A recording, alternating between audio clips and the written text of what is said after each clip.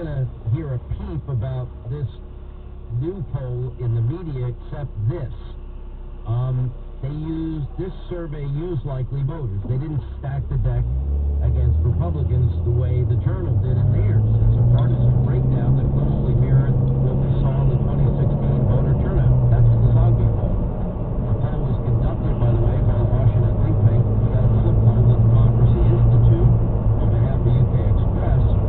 But anyway, the monthly Democracy Institute Sunday Express poll shows that the president is still on course for a victory. 36% of the popular support compared with Democratic rival Joe Biden, 45. That poll completed at didn't hurt, Up to 99 cents. Beef, however. bad.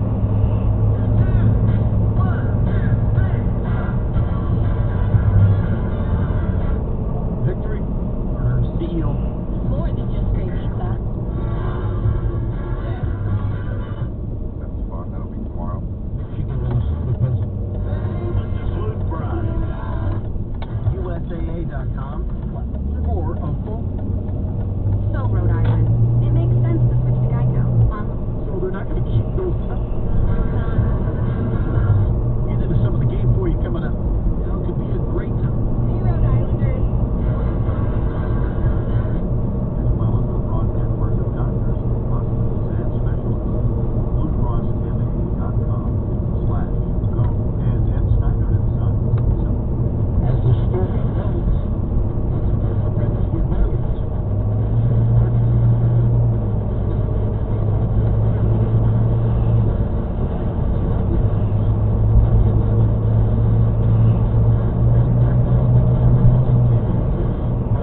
voters, West Indians likely voters. Then when you look at with a sampling in this particular poll, Democrat pollster Peter Hart posted over sampled Democratic voters 45 to 36 Republican. Okay, that's a 9-point advantage for the Democrats. So I'm not sure how you get to that number and have it with any sense of clarity or believability. The Democracy Institute Sunday Express poll reveals what the election would look like if pollsters did not routinely weight their samples heavily in favor of Democrats. And when you don't weight it at all, it shows that Trump is leading nationally. Now, what does that mean for me? Not a whole lot, to be honest. Because there's only one poll that really matters, and that's the one that you actually take part and vote in. And that's the one that's going to matter the longest. I mean, there's anecdotal information, anecdotal evidence. By the way, the president's doctor is now speaking outside of Walter Reed Hospital. Let's just listen in for a minute. Saturations and his work of breathing are all normal. Though he may not entirely be out of the woods yet, the team and I agree that all our evaluations, and most importantly, his clinical status, support the president's safe return home, where he'll be surrounded by world-class medical care 24/7. I'd like to bring Dr. Dooley up to review some more specifics.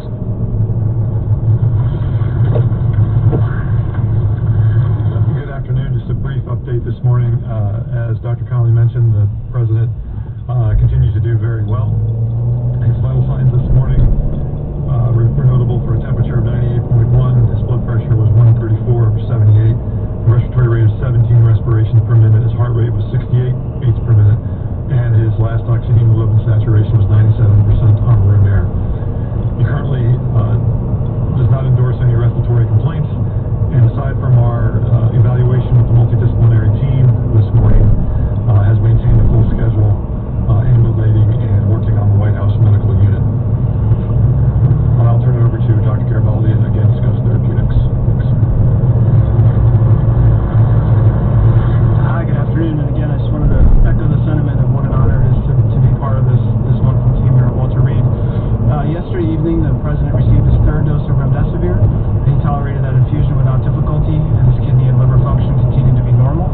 Our plan is to give the fourth dose of remdesivir this evening before he goes back to the White House, and we've made arrangements to deliver the fifth and final dose of his treatment course to the White House tomorrow evening. He continues on dexamethasone, and again, the plan for today is to continue to be up and out of bed, eat and drink, and work as he is able. Now I'd like to turn it over to Dr. Jason Blaylock, who's an infectious disease specialist and the chief of medicine here at Walter